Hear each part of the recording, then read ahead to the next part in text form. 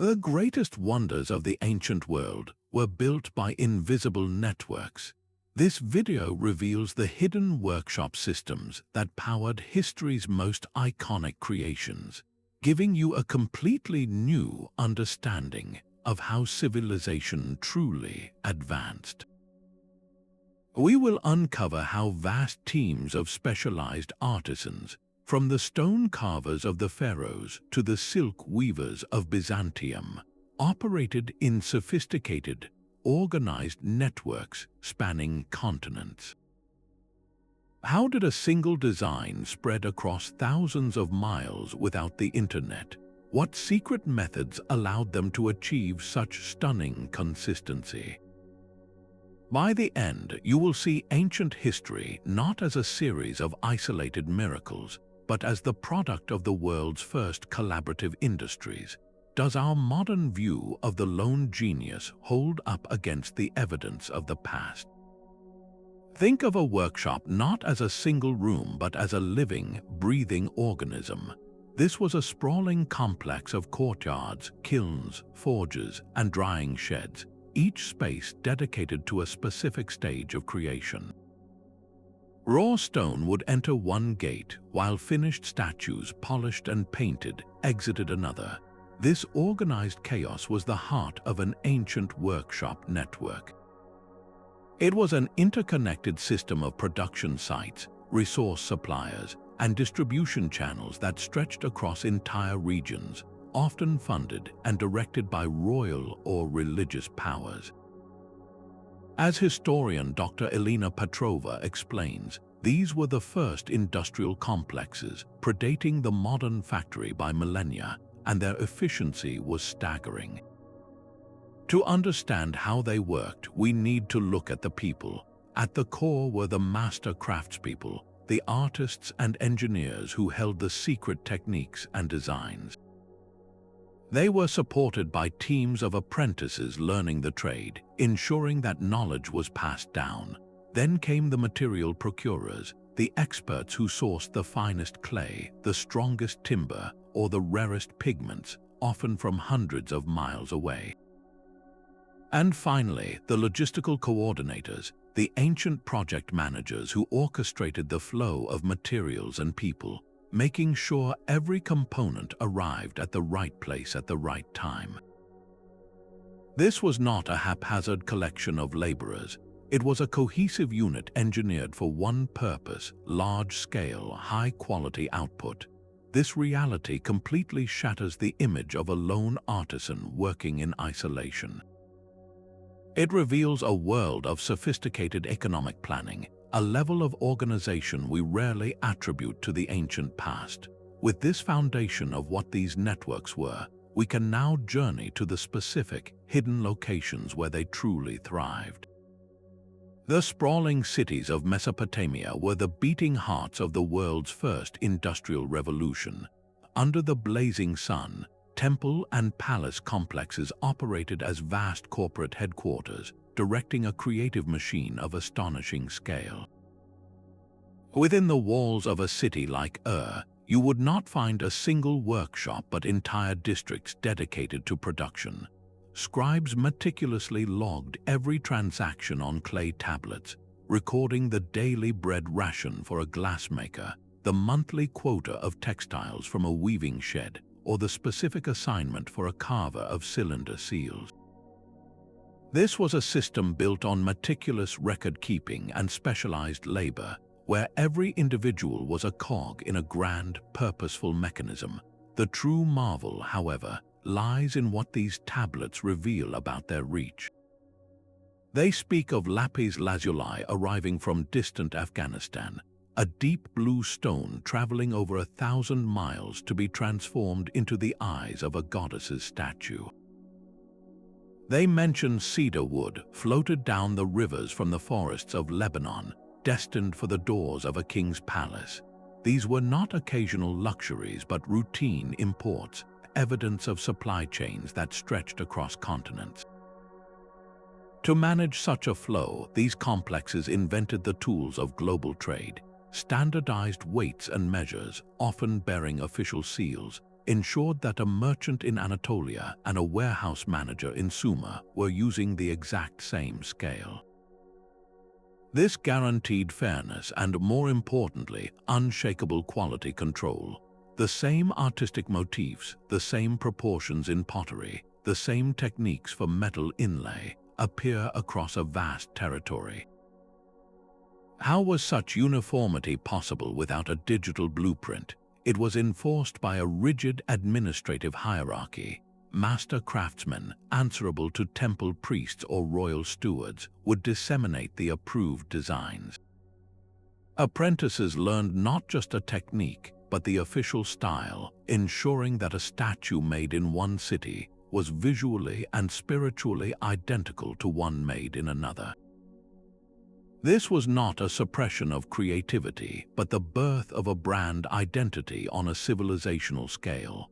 The success of this Mesopotamian model did not vanish with the clay bricks of its ziggurats.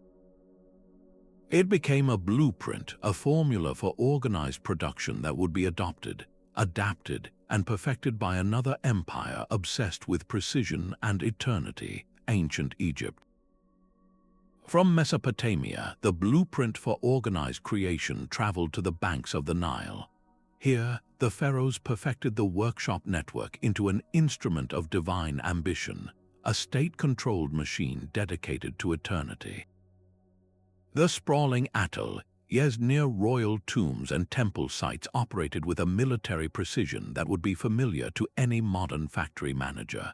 Artisans were not a single, amorphous group, but a collection of highly specialized teams. Draftsmen laid out the sacred proportions on stone walls. Sculptors then followed these lines with chisels and mallets. Painters applied vibrant mineral pigments, and metalworkers inlaid eyes with gold and obsidian to give statues a lifelike gleam. Each of these experts lived and worked in a tightly organized system. The village of Deir el-Medina, home to the craftsmen who built the royal tombs in the Valley of the Kings, stands as a perfect example. This was not a simple labor camp, but a purpose-built community for a skilled, permanent workforce. The archaeological record gives us a stunningly intimate look into their training methods. Thousands of ostraca have been found, these broken flakes of limestone and pottery sherds. On them, we see practice sketches, from rough initial attempts to flawless copies of a master's design. An apprentice would spend years replicating the exact curve of a hieroglyph or the standard profile of a god, ensuring that the artistic style remained unchangeable for millennia. This was a system designed to eliminate individual flair in service of a timeless, divine aesthetic. As Egyptologist Dr. James Allen explains, the production of a single statue was never the work of one place. It involved a chain of interdependent workshops. Quarrymen at a distant site would extract the perfect block of stone. Transport crews would navigate it onto barges for a journey down the Nile. Then the sculptors and polishers in a riverside atelier would take over, transforming raw stone into a sacred object. This compartmentalization of tasks allowed for an incredible efficiency and scale, enabling the simultaneous construction of multiple monuments. But such a complex machine required immense fuel. A worker cannot carve a colossus on an empty stomach. A vast, unseen support network was essential, one that supplied the entire operation with daily bread, fish, and beer, with new copper chisels, grinding stones, and precious pigments. This logistical miracle, feeding and supplying a non-food producing creative class, was the true foundation of Egypt's architectural wonders, a model of sustenance that would appear again in the most unexpected of ancient empires. While Egypt perfected the state-run model, another kind of network was weaving the ancient world together. The legendary Silk Road was far more than a luxury goods route. It was the internet of its age, a sprawling web of pathways that connected workshop to workshop across thousands of miles. Think of it not as a single road, but as a vital artery pumping the lifeblood of creativity between entire civilizations. This system moved more than just silk and spices. It was a conduit for the most valuable cargo of all, knowledge, a revolutionary technique like glassblowing, born in the workshops of Roman Syria, could travel along these routes to be perfected in the heart of Italy. The closely guarded secret of papermaking, developed in Han China, would journey westward, eventually transforming the bureaucratic and artistic capabilities of the Islamic world. These were not just products being sold, they were entire processes, entire industries being transplanted. The caravanserais, the roadside inns that dotted these routes, became the world's first informal tech hubs. Here, in the dust of a central courtyard, a Persian metalworker might share a new inlay method with a Byzantine jeweler. A Chinese potter could describe the intense heat of his kiln to an Egyptian artisan, sparking an idea for a new glaze. These chance encounters in neutral spaces accelerated innovation in a way that isolated kingdoms never could. Sometimes this exchange was not left to chance. Royal decrees could forcibly relocate entire communities of skilled workers, transplanting a workshop network into a new capital. The Sasanian kings of Persia were known to move captured Roman engineers and glassmakers to their own cities, effectively copy-pasting a foreign expertise directly into their industrial heartland. This constant, deliberate movement of people and ideas meant that artistic styles became fluid. A decorative motif from a Persian textile could appear on a Byzantine mosaic within a single generation. So what does this relentless exchange reveal about ancient creativity? It was inherently migratory and adaptive. True innovation rarely happened in a vacuum. It thrived on connection, on the cross-pollination of techniques that occurred when different worlds met along a dusty trade road. This global conversation becomes startlingly clear when we trace the journey of a single, humble material that reshaped the ancient world. Yet for all the grandeur of silk and stone, the true power of these networks was forged in fire. Deep within the workshops of the Aegean world, the Minoans and Mycenaeans mastered a craft that tied their fortunes to the ends of the earth, the creation of bronze. This was not a simple metal but an alchemical marriage of copper and tin, two elements nature rarely placed together. To summon bronze from the earth required a logistical miracle, a web of connections spanning continents. The great copper mines of Cyprus supplied vast quantities of the red metal, while the essential tin traveled unimaginable distances, sourced from the rugged cliffs of Cornwall in Britain or the distant highlands of Afghanistan. This was an international supply chain in an age of sail and caravan. The archaeological site of Akrotiri, a city preserved in volcanic ash on the island of Thera, offers a frozen snapshot of this industrial heart. Stepping into its workshops, you would find furnaces blackened by soot, clay crucibles scarred by intense heat, and stone molds ready to shape the molten metal into everything from a warrior's sword to a priestess's ceremonial vessel. This was not random smithing, it was systematic, high-volume production. The entire system relied on a common language of trade, one visible in the very shape of the metal itself. Across the Mediterranean, from Greece to Egypt, we find copper ingots cast in a distinctive oxhide shape, with 4 stumpy LEGS Chinese letter for transport. This standardization was the Bronze Age equivalent of a barcode, a guarantee of weight and purity that allowed a merchant in Egypt to trust the quality of metal from a Cypriot workshop he had never seen. This interdependence, however, was both its strength and its ultimate vulnerability. The entire glittering edifice of palace economies, with their bronze-armored heroes and gleaming ritual objects, rested on a fragile foundation. If political upheaval disrupted the tin mines of Afghanistan, or if piracy choked the sea lanes to Cyprus, the entire system could falter. the production of bronze weapons and tools would grind to a halt, weakening military power and crippling agriculture. The collapse of these metallurgical networks was not just an economic downturn, it was a civilizational failure. It demonstrates with stunning clarity how the ancient world's creative power was inextricably linked to its global connections. And just as these networks shaped the most durable of materials, they also orchestrated the creation of some of the most delicate and fleeting arts, proving that collaboration was essential for beauty in every form. But who were the hands that shaped this world? The workshop was a microcosm of ancient society itself, a complex hierarchy where brute force and brilliant artistry existed side by side. It is a mistake to envision a homogeneous mass of slaves.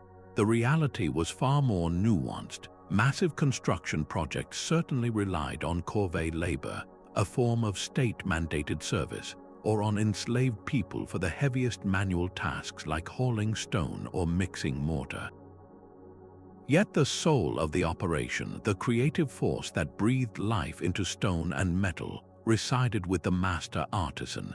These individuals were not anonymous laborers.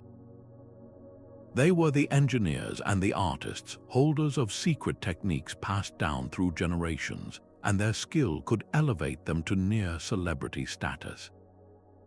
In the bustling heart of classical Athens, a master potter like Exekias would not have worked in a state-run factory, but in his own private workshop, an ergasterion.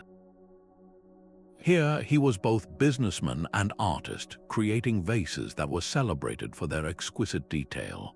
He might train slaves in the craft, and a particularly talented enslaved assistant could eventually earn his freedom, save his money, and open a competing workshop of his own. This created a surprising social mobility where talent could, on occasion, transcend legal status. This system of mentorship and gradual mastery was formalized in the Roman world through collegia, guild-like associations for various trades. A young man would enter as an apprentice, learning the secrets of glassblowing or metalworking from a master. He would progress to the status of journeyman, and if he proved his skill, he could eventually become a master himself, joining the guild and taking on apprentices of his own. These collegia were not just social clubs, they enforced quality standards, set prices, and provided a financial safety net for members in times of need, functioning as the ancient world's union, insurance policy, and quality control board all in one. So how did this intricate social structure impact the artifacts they left behind? It created a powerful engine for preserving and refining technique. A master had a direct incentive to train his successors thoroughly because the reputation of his workshop and his own legacy depended on the quality of the work produced long after he was gone.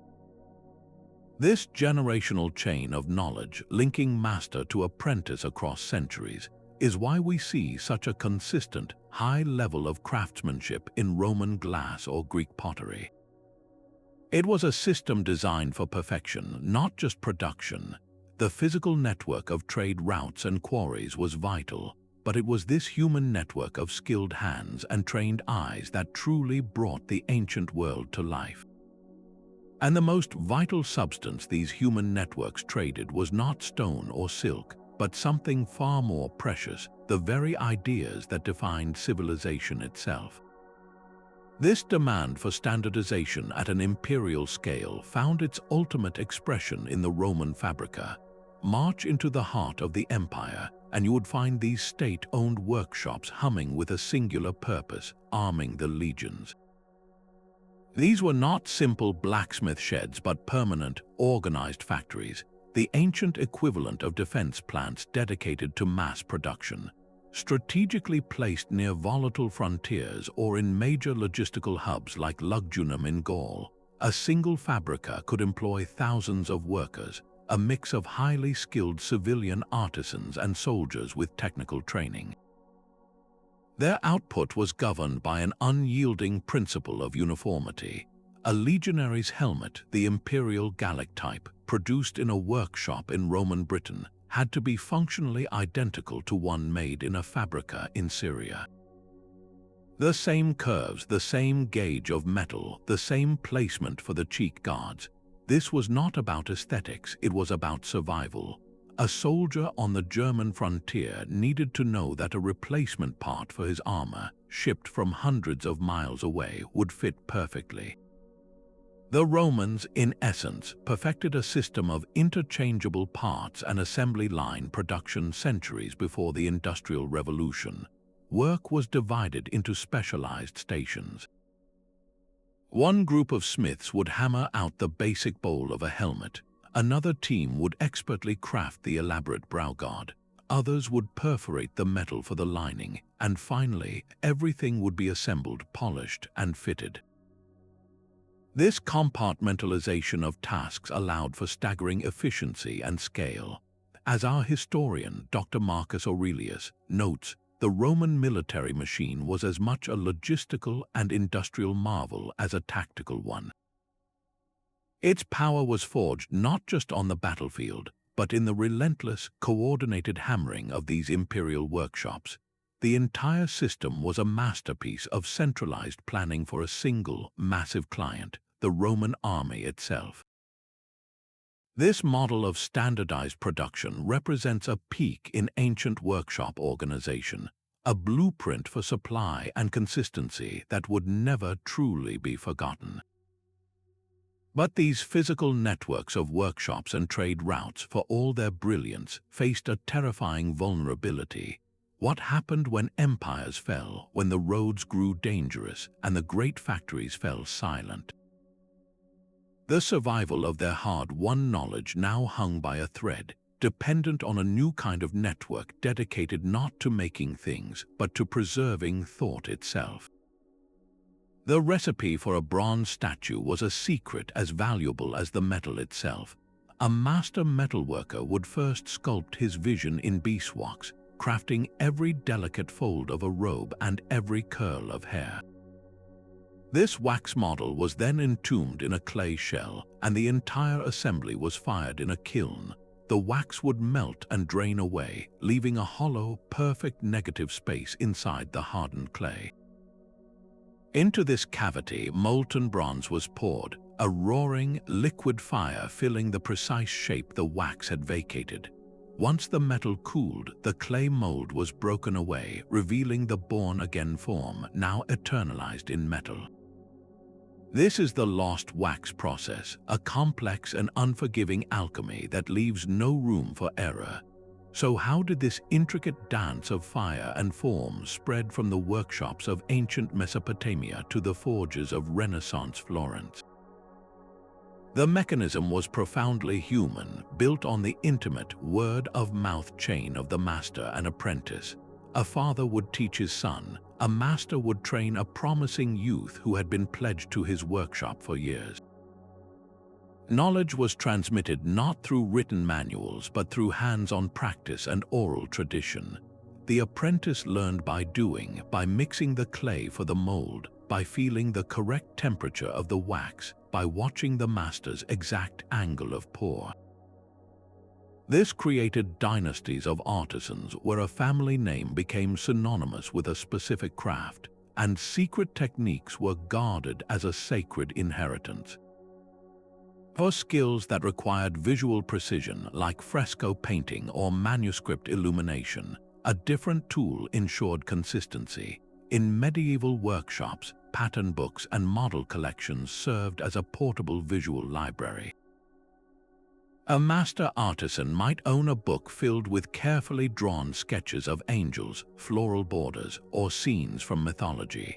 When a new cathedral needed its walls painted or a noble required an illustrated book, these pattern books provided a repertoire of approved designs that could be adapted and scaled to fit the new space. This system was remarkably effective at preserving complex technical knowledge across generations and vast distances. A master goldsmith in Constantinople and one in Paris, if they both worked from a shared artistic tradition, could produce works of startling similarity, even if they had never met. This reliance on tradition created an incredible stylistic stability. The sacred proportions of an Egyptian statue or the formula for Byzantine enamel could remain virtually unchanged for 1,000 years. It raises a profound question.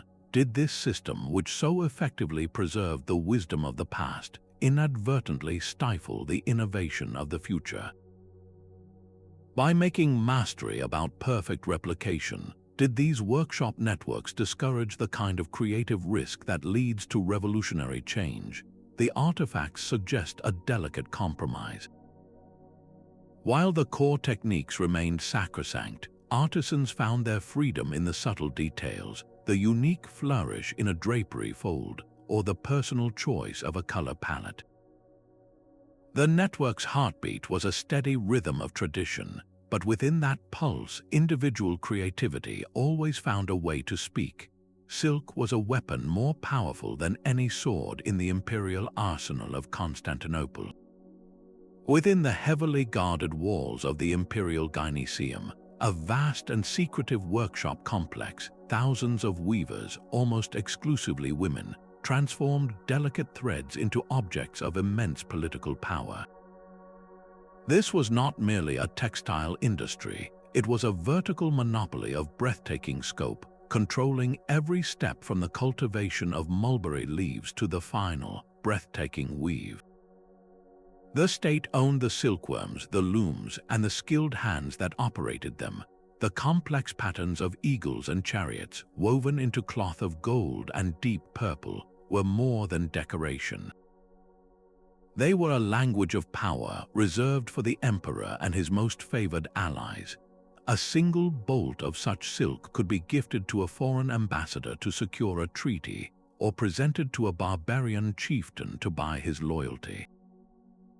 This fabric functioned as a form of elite currency, a tangible representation of Byzantine wealth and technological supremacy that the rest of the world desperately craved but could not replicate. The empire guarded this secret with obsessive zeal. The legendary tale of two Byzantine monks who smuggled silkworm eggs out of China, hiding them within hollowed-out walking staves, underscores the immense value placed on this knowledge. This was industrial espionage on a civilizational scale, a daring theft that broke China's centuries-old monopoly and allowed the Byzantine workshop network to become self-sufficient. This concentration of an entire global industry within a single, state-controlled system was its greatest strength and its most profound weakness. The workshops of Constantinople became the sole beating heart of the European silk trade, a testament to the awesome power of a centralized network. But what happens when a single heart, however powerful, is threatened? The fate of an empire can sometimes hang by a single, silken thread. A bronze statue's price tag was not carved in stone. Far from being isolated artistic sanctuaries, these workshops were engines of commerce, their rhythms dictated by the relentless logic of supply and demand. The master artisan was also a shrewd businessperson, constantly calculating costs, adapting to market trends, and competing for customers. Consider the sprawling pottery districts of Roman Gaul. A workshop churning out simple, everyday bowls for the local market would use the cheapest clay available from a nearby riverbank, its designs functional and plain. But that same region might host another, more specialized workshop producing glossy red Samian ware, a luxury pottery intended for export across the empire. This fine ware used meticulously refined clay, complex molds, and a high-temperature firing process that required more skill, more fuel, and more risk. The economic decision was clear: serve a local, price-sensitive market with efficiency, or invest heavily to capture a more lucrative, long-distance luxury trade. This market segmentation is visible in the archaeological record. The humble amphora, a simple clay jar used for transporting wine, oil, and fish sauce becomes a powerful economic tracer bullet. By chemically analyzing the clay of amphorae found in shipwrecks and ancient trash heaps, archaeologists can pinpoint their origin to a specific hillside in Italy or a coastal valley in Spain. Mapping these finds reveals a stunningly detailed picture of ancient trade winds, showing how a workshop's economic reach could extend hundreds of miles across the open sea. The very geography of these creative networks was shaped by cold, hard economics. A quarry for beautiful marble might be bypassed for a less attractive but more accessible source, simply because the cost of hauling the heavier stone overland was prohibitive. The price of an object was a complex equation. It factored in the raw material cost, the prestige and reputation of the master's name, and sometimes the value of the materials used, like the weight of gold in a necklace. The hours of labor were often a secondary concern. This economic reality transforms our view of these networks from static, government-mandated systems into agile, responsive organisms. They expanded, contracted, and pivoted based on consumer desire and the brutal mathematics of transport. But this entire economic superstructure, from the cheapest bowl to the most expensive statue, rested on a single foundational layer: the relentless global hunt for raw materials. The vibrant blue that adorns an Egyptian temple wall was not simply dug from the ground. It was a feat of ancient chemistry, a pigment manufactured through a precise recipe of sand, copper, and a specific mineral like natron, heated together in a workshop's kiln at an exact temperature. This was Egyptian blue, and its creation required a network that could source these disparate ingredients and a workshop with the guarded knowledge to perform the alchemy. The story of ancient creativity is written in the very earth, a relentless global hunt for the perfect materials. This quest shaped empires and dictated the routes of trade. Consider the sheer scale of the Carrara quarries in Italy, where teams of laborers, using wedges and channels of water, would isolate massive blocks of pure white marble. Each block then began a perilous journey, loaded onto specially built sledges, dragged to the coast, and carefully loaded onto barges destined for Rome. The extraction and transport of a single column was a monumental logistical operation in itself, a testament to a network's ability to move mountains, literally, for the sake of art. The value of a material was often defined by its scarcity and the difficulty of its acquisition. The legendary Tyrian purple dye, for instance, was derived from the mucus secretions of a specific sea snail. It took thousands upon thousands of these mollusks to produce a single gram of the precious dye, a staggering ratio of effort to outcome that made the color worth more than gold. Its use was therefore restricted by imperial decree, a visual language of power worn only by emperors and the highest senators. This constant negotiation with a limited, stubborn material world forced workshop networks to become incredibly resourceful.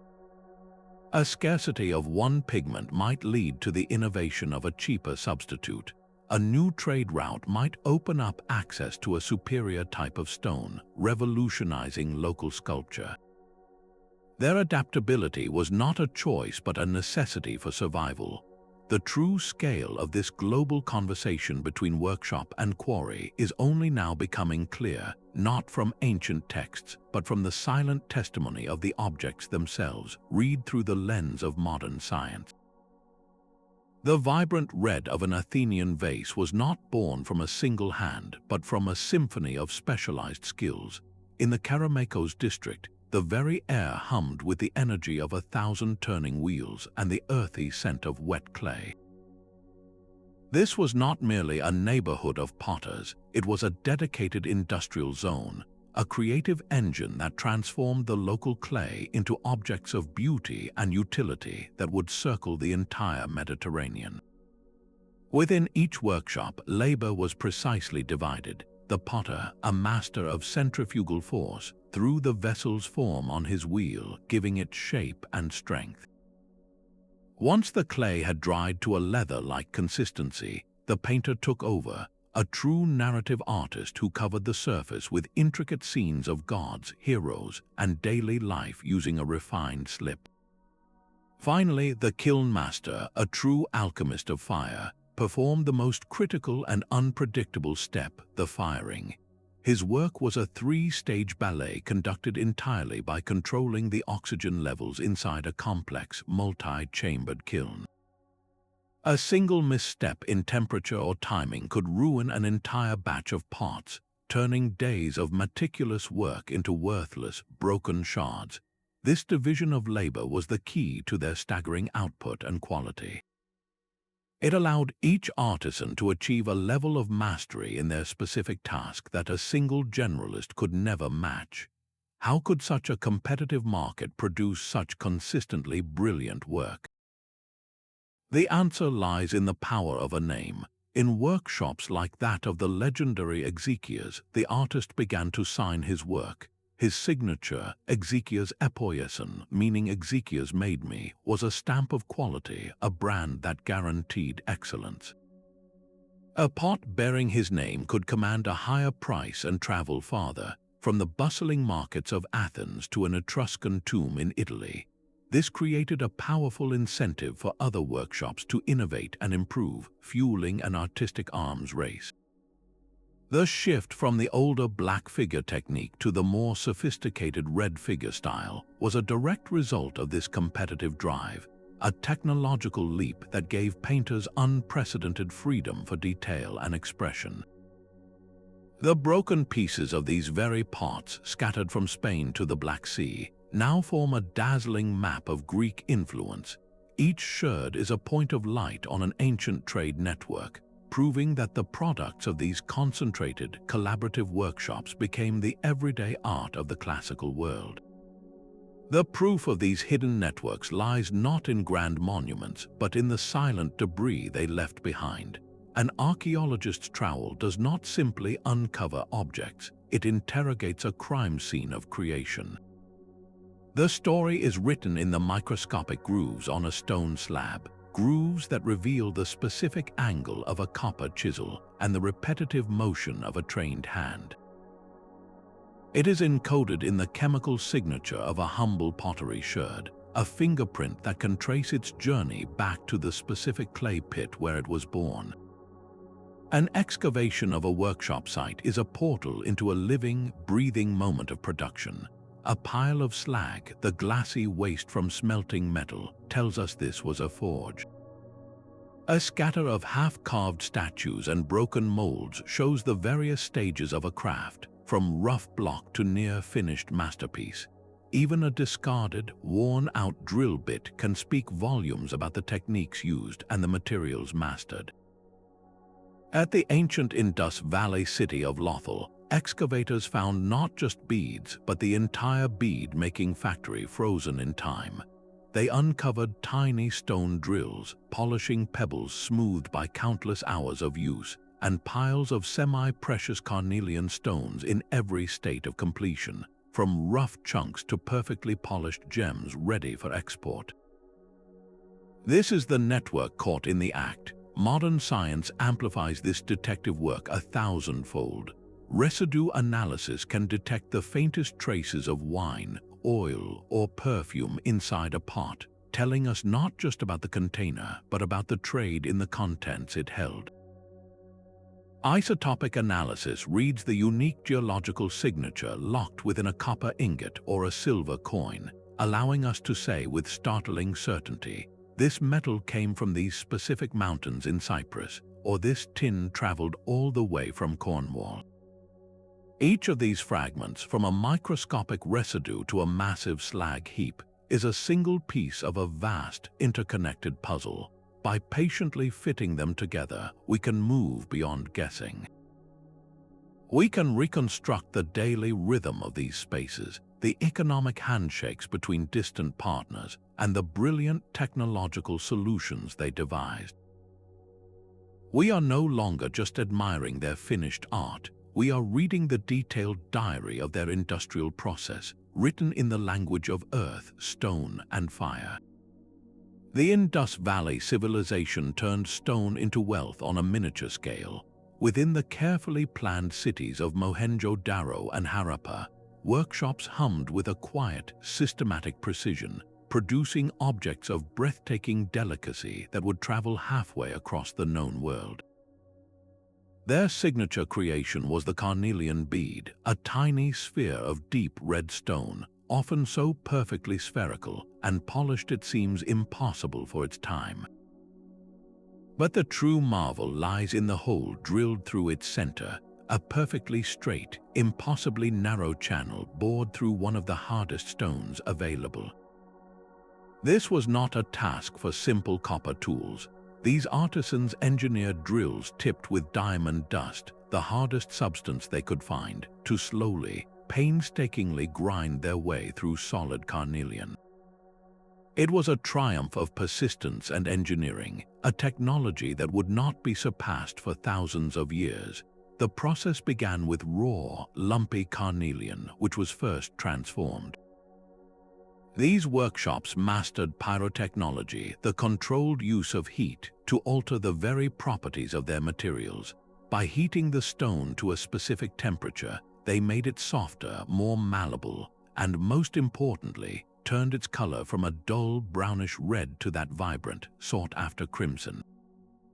Only after this careful preparation could the drilling begin, a task demanding a steady hand, a specialized tool, and immense patience. What emerges from these workshops is a picture of stunning uniformity. A bead excavated in the ruins of Harappa is virtually identical to one found hundreds of miles away in Mohenjo-Daro. They conform to standardized weights and measures, evidence of a culture obsessed with order and control. This was not a suggestion, but a strict protocol enforced across the entire civilization. Such consistency could only be achieved through central planning and rigorous quality control, a system where individual workshops operated under a shared, overarching vision. This vision extended to their most famous artifact, the steatite seal, carved from a soft stone that was then fired to achieve a durable, white surface. These small squares are covered with intricate animal motifs, and most mysteriously, a short sequence of symbols that we still cannot read today. The Indus script remains one of history's great unsolved puzzles. Was it a language, a system of administrative marks denoting a workshop's output, a merchant's name, or the contents of a shipment? Its primary presence on these seals strongly suggests it was the bureaucratic glue that held their economic network together, a way to track goods and standardize transactions across a vast territory. The reach of this network was staggering. Indus Valley carnelian beads and stamped seals have been found in the royal tombs of in Mesopotamia and the cities of Central Asia. They were not just local trinkets, but luxury commodities in an international market, the output of a civilization that had perfected its workshop model to serve a global clientele. This makes their ultimate fate all the more haunting. Around 4,000 years ago, this remarkably organized system began to falter. The workshops grew quiet, the trade routes fell into disuse, and the symbols on the seals became silent forever. The decline of the Indus Valley civilization reminds us that no network, no matter how sophisticated or far-reaching, is guaranteed permanence. It raises a chilling question for our own interconnected world. What unseen vulnerabilities lie within our own systems of production and trade, waiting for a shift in the climate, a change in the river's course, or simply the slow unraveling of a common purpose? A king's command could set 1,000 chisels to work at once. The entire engine of these ancient workshop networks required a powerful catalyst to start its motion, a single source of immense will and wealth. This was the patron, the funder whose desires dictated the scale, style, and very purpose of creation. Whether a pharaoh, a temple priesthood, or a wealthy merchant, the patron was the invisible hand that guided the entire system. Each type of patron, however, steered the creative output in a profoundly different direction. Royal patronage, like that of the Achaemenid kings at Persepolis, was an instrument of state power. It provided limitless resources drawn from imperial taxes and a guaranteed market for a single, grandiose project. The result was a sprawling palace complex designed to awe and intimidate, its walls carved with endless processions of tribute bearers from every corner of the empire. Every sculpture, every relief was a piece of political propaganda, reinforcing the king's divine right to rule and the absolute power of the state. The workshops here had one primary client and one overarching message to convey. Temple patronage operated on a similar scale but with a celestial purpose. The Parthenon in Athens, funded by the treasury of the Delian League and directed by the city's great statesman Pericles, was not merely a building. It was a devotional act in marble, a massive workshop project dedicated entirely to the goddess Athena. The sculptors and architects were given a divine brief to create a dwelling worthy of a god, and their artistic choices were channeled through a religious lens. The subject matter was mythic, the style was idealized, and the entire output served to strengthen communal faith and identity. But a third, equally powerful force was at work in the ancient economy. The rise of a wealthy merchant class in places like the Roman Republic created a new kind of patron, one who answered to the market, not to a god or a king. A successful trader, having made his fortune, would commission a workshop to produce elegant silver dinnerware, intricate mosaics for his villa, or a grand sarcophagus for his tomb. This private demand for luxury goods created a vibrant, competitive marketplace where workshops had to be agile, innovative, and responsive to consumer trends. A silversmith might develop a new engraving technique because it was fashionable, not because it was theologically required. This relationship between funder and creator is the master key to understanding the artifacts themselves. A king commissions a colossal statue of himself to project power across a desert. A priest commissions a golden reliquary to house a sacred relic. A merchant commissions a finely painted vase to display his sophistication at a dinner party. A patron's identity is stamped invisibly upon the object, dictating its size, its material, its subject, and its ultimate reason for being. So the next time you stand before a surviving wonder of the ancient world, ask yourself not only how it was made, but why. The answer will almost always lead you back to the single, powerful will that set the entire network in motion, a decision made millennia ago that still echoes in the stone and metal we admire today. A whisper of paper could drown out the roar of an empire's collapse. While the Western Roman world fragmented, a new kind of creative network was emerging in the cities of the Abbasid Caliphate, one dedicated not to stone or silk, but to the very substance of thought itself. In the bustling heart of Baghdad and the scholarly courts of Cordoba, workshops transformed a humble Chinese invention into the fuel for a golden age. The secret was paper, a material far cheaper and more versatile than rare parchment or fragile papyrus. This was a revolution in accessibility. Suddenly, the cost of producing a book plummeted, and the speed of copying one accelerated. An idea was no longer a treasure locked in a single, precious scroll. It could be replicated, shared, and debated on a scale never before imagined. This new medium demanded a new kind of workshop network, an integrated system of production that turned raw flax and linen rags into vessels of permanent knowledge. The process began in the paper mills, where water wheels powered trip hammers to pulp the fibers into a smooth slurry. This slurry was then scooped onto screens, dried, and pressed into crisp, white sheets. These sheets did not remain blank for long. They traveled to the scriptoriums where master calligraphers, wielding reed pens, practiced what was considered a sacred art. They developed distinct, flowing scripts like Cufic with its angular majesty and Naskh with its graceful curves designed for clarity and speed. Their work was more than writing, it was a visual representation of the divine word. Then came the illuminators, the artists who filled the margins and chapter headings with breathtaking geometric patterns and intricate floral designs. These were not random decorations. Their complex, interlocking motifs reflected an Islamic artistic principle of representing the infinite nature of creation, a universe of order and beauty sprung from a single point. How did this specific artistic style achieve such consistency from Spain to Persia, the same way a Roman helmet factory did, through standardization and mobile knowledge? Pattern books filled with approved designs traveled with artists along trade routes, and master calligraphers themselves moved from one royal court to another, carrying their skills and aesthetic sensibilities with them.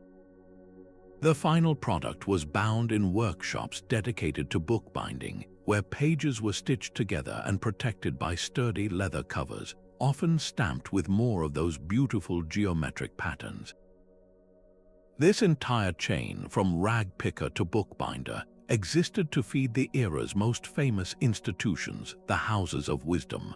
These were not mere libraries but vibrant research centers, translation bureaus, and universities rolled into one.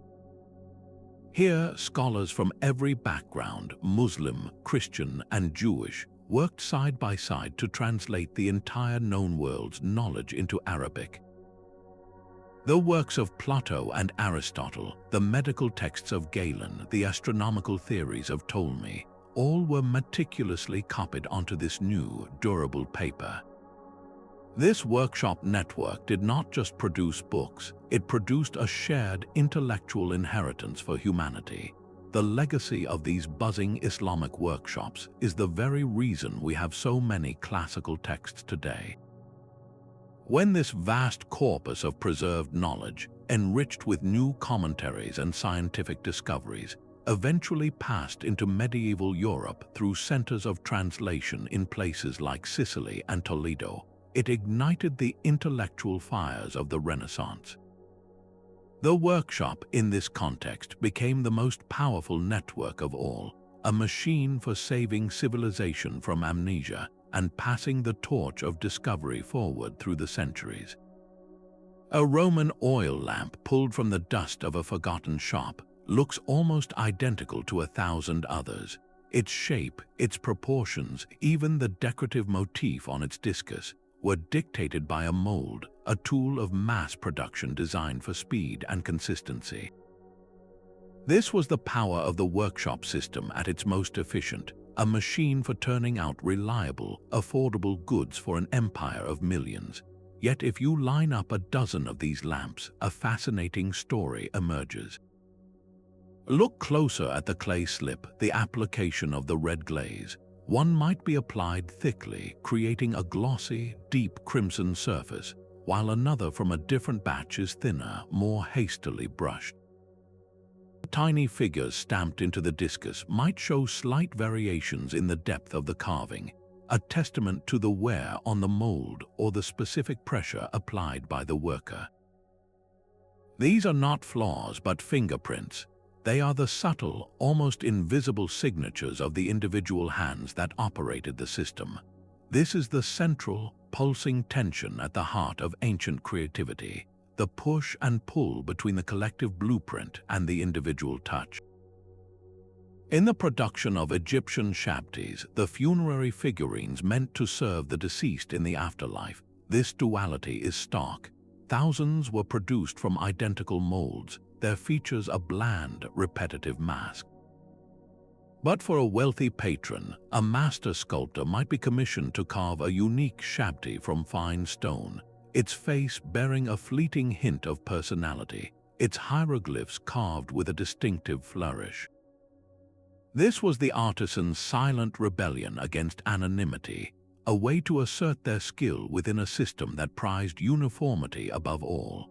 The struggle for artistic identity would crescendo centuries later in the workshops of Renaissance Italy. Here, the very concept of the artist was transformed. A figure like Michelangelo fiercely defended his status as a divinely inspired genius, not a mere workshop craftsman bound by guild rules. He fought for the right to be seen as the sole author of his vision, a radical shift that began to erase the contributions of the assistants who mixed his paints or transferred his cartoons. So how do we today look upon a Greek vase signed by Exekias or an unsigned but magnificent fresco from a Minoan palace? Our modern obsession with the lone genius forces a difficult choice. Do we credit the single name, the master who oversaw the work, or do we acknowledge the invisible chorus of apprentices and specialists whose hands are equally present in the final object? Perhaps the true value of these ancient wonders lies not in isolating a single author, but in appreciating them as a chorus, a collaborative symphony where the strict rhythm of the workshop provided the structure, and the fleeting human improvisation of its members provided the soul. The stones of a Gothic cathedral seem to speak a universal language of faith and ambition. Across Europe, from the wheat fields of France to the misty coasts of England, these structures share a family resemblance in their pointed arches, flying buttresses, and walls of stained glass. This was no coincidence, but the direct result of the most sophisticated workshop network of the Middle Ages, the traveling lodges of the master masons. A cathedral building site was a temporary city of craft, a chaotic and magnificent hive of specialized labor. Within the lodge, the designated workshop at the site, stonecutters shaped massive blocks with mathematical precision. Carvers brought stone to life with foliage and biblical scenes. Glassworkers fused sand and metallic oxides into luminous windows, while blacksmiths forged the vital iron cramps and tools that held everything together. This was not a collection of random laborers, but a cohesive, hierarchical army of artists and engineers, all answering to a single master plan. At the top of this creative pyramid stood the master mason, a combination of architect, engineer, and CEO. He held the secret knowledge of geometry and structural physics that allowed these stone skeletons to defy gravity. These masters were the original networkers, traveling from one great building project to another, carrying their precious portfolios of designs and their deep understanding of complex stone-cutting techniques. Their mobility was the key to the rapid spread of the Gothic style. A master who had worked on the soaring vaults of Chartres might next be found directing operations at Canterbury, bringing the same revolutionary principles with him. This system was protected and perfected by the guilds, the powerful trade unions of the era. The guilds enforced long and rigorous apprenticeships, ensuring that a young man learned not only how to handle a chisel, but the sacred geometry and the official style of the lodge. Knowledge was a form of property carefully guarded and passed down only to the worthy. This ensured an unbroken chain of quality and a consistent visual language that could be understood from one kingdom to the next. The breathtaking rose window in one cathedral and the intricate stone tracery in another, separated by hundreds of miles, could share the same underlying blueprint because they were born from the same networked intelligence. The cathedral itself is the ultimate proof of this system's success. It stands not as a monument to a single genius, but as a permanent record of 1,000 skilled hands, organized into a single, world-altering purpose. A name etched on a simple clay lamp, Terentia, lampmaker, speaks from the ashes of Roman history. Her story, preserved in a legal document, is a rare and precious clue. It forces us to listen more carefully to the silence, to look beyond the statues of male artisans and the records of male merchants.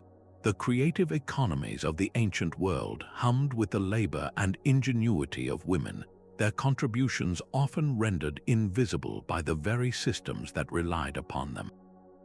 While the imperial silk weavers of Constantinople represent a state-controlled female workforce, this was just one thread in a much larger tapestry. Across the Roman world, in the damp provinces of Britain, women managed entire wool processing workshops, transforming raw fleece into warm cloth. In the Andes, the weavers of ancient Peru manipulated intricate looms to create tapestries of such complexity and vibrant color that their techniques defy modern replication. Their work was not merely domestic, it was a commercial and artistic powerhouse. Beyond textiles, women's fingerprints are found on a stunning variety of goods. They worked as skilled perfumers, blending precious oils and resins in Egyptian temples. They were gem cutters, their steady hands giving facets to rare stones in Mesopotamian courts. They were potters, sometimes owning and operating their own workshops, their names occasionally stamped on the very amphorae that carried wine across the sea. The evidence emerges from fragments: a woman buried with the tools of her trade, a legal papyrus recording a business dispute, a dedicatory inscription thanking a goddess for a craftswoman's success. Each find chips away at the monolithic, male-centric narrative of ancient industry. It forces us to reconsider the very definition of workshop. For many women, the workshop was the home itself, a space where production and daily life were seamlessly intertwined, a system that has consistently been undervalued by history. This hidden labor force represents a colossal, silent chapter in the story of human innovation. How many revolutionary techniques, how many lost artistic styles, were the products of minds and hands that history never bothered to name? The networks that built our world were far more diverse and complex than we have been led to believe, powered by a chorus of voices, half of which we are only now learning to hear. A single block of jade held the soul of a civilization.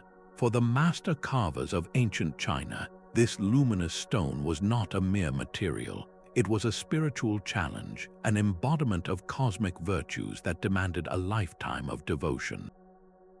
The journey began in the Neolithic workshops of the Liangzhu culture over 5,000 years ago.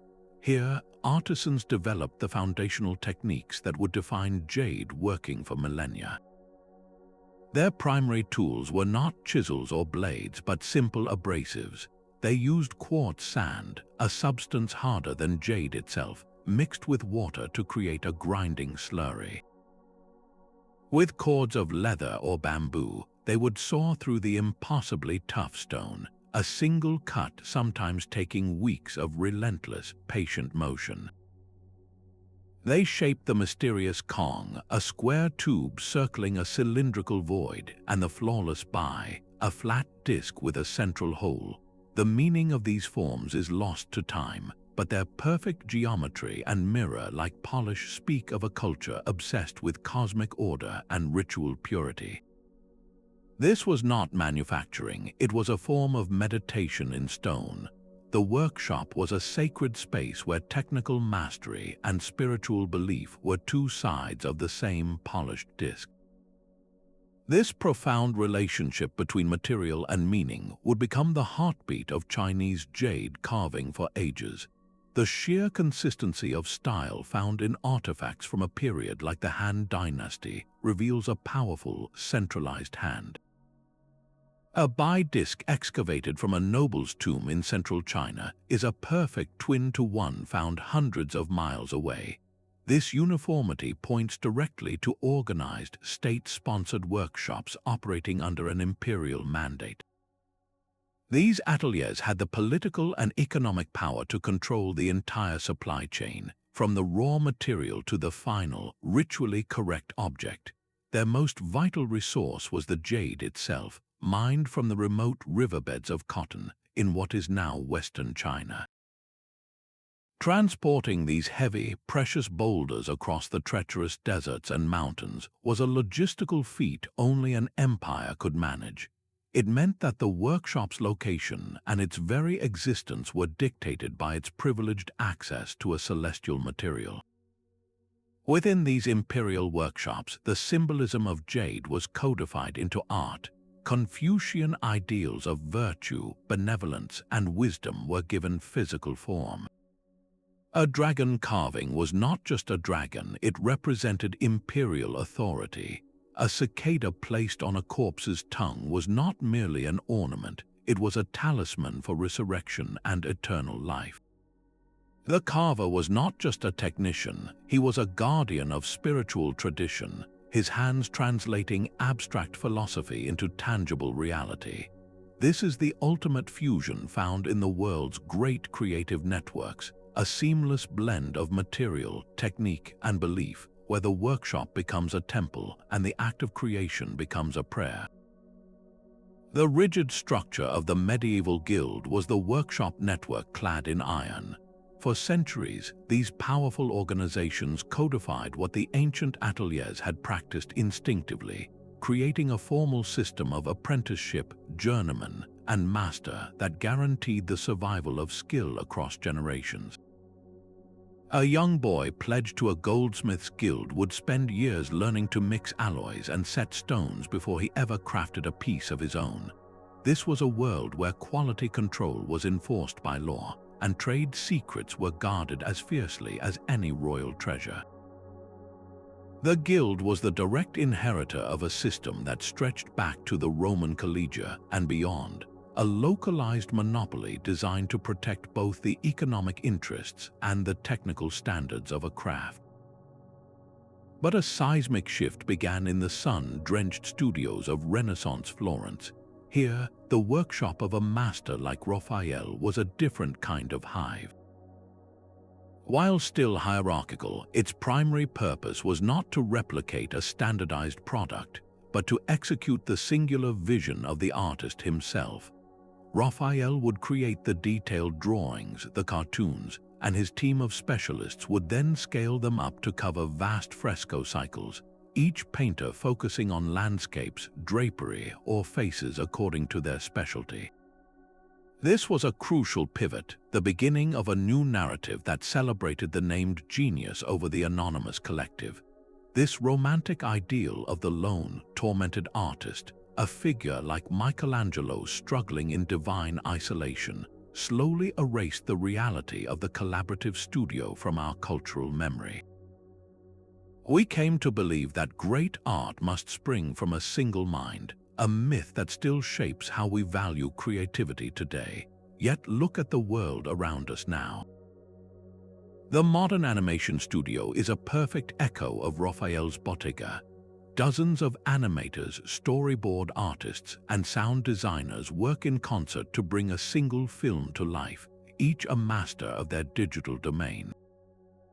A cutting-edge tech startup operates on the same principles as an ancient Mesopotamian workshop district, combining the skills of engineers, designers, and marketers to build a product no one person could ever create.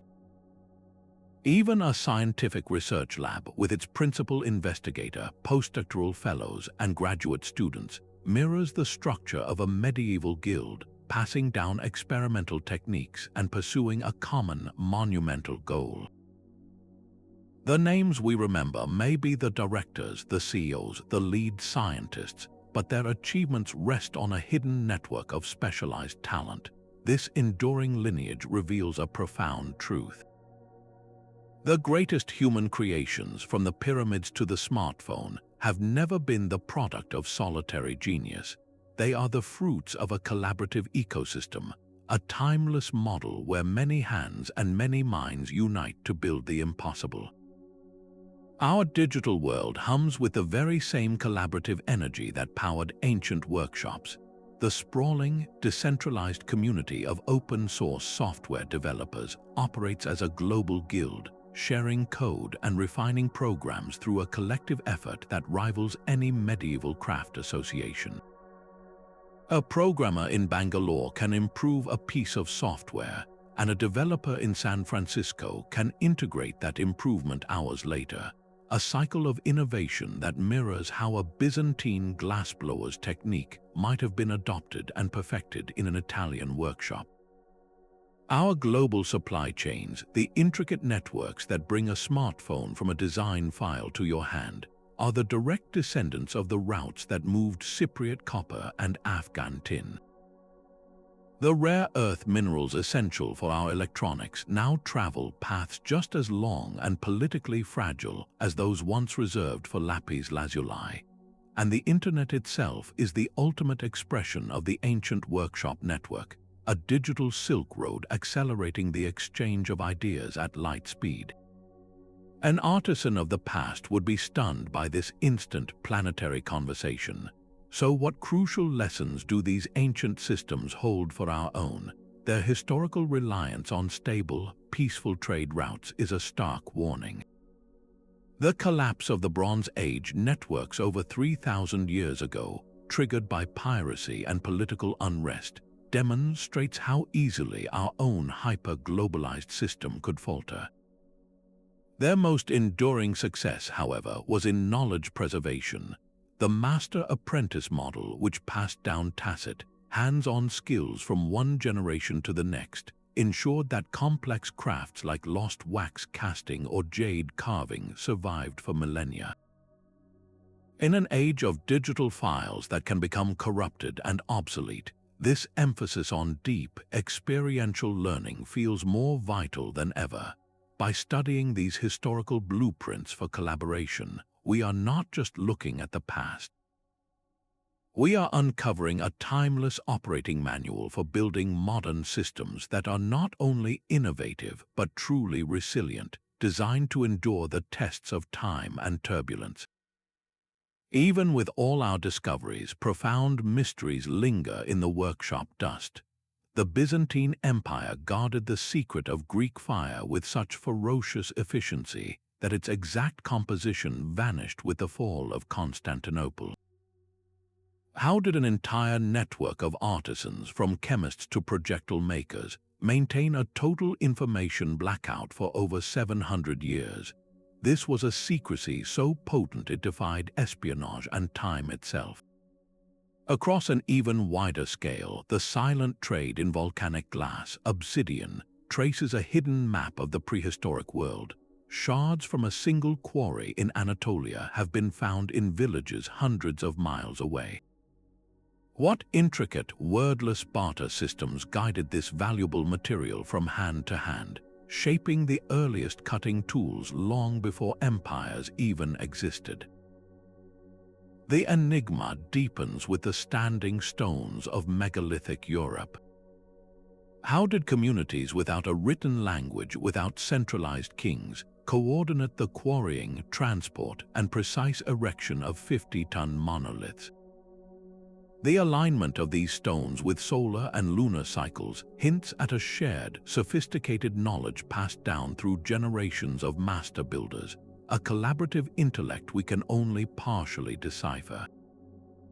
Some losses feel particularly poignant: the ghost notes of a vanished craft, the specific varnish that gives a Stradivarius violin its unparalleled voice, or the alchemical recipe that produced the watery patterns and legendary strength of Damascus steel. These are secrets that died with their masters.